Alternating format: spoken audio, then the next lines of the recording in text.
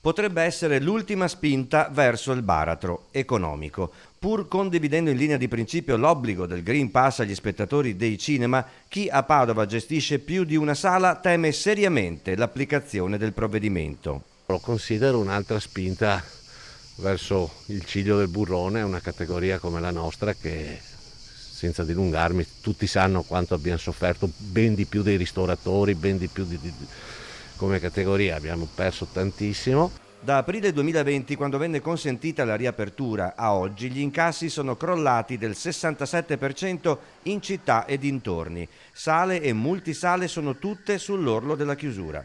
L'applicazione del Green Pass al cinema sarebbe letale per loro, anche in vista per i primi di agosto dell'arrivo di qualche film americano come Fast and Furious. È rivolto a un pubblico molto giovanile che in parte, lo sappiamo, non è vaccinato e per noi è una botta in più.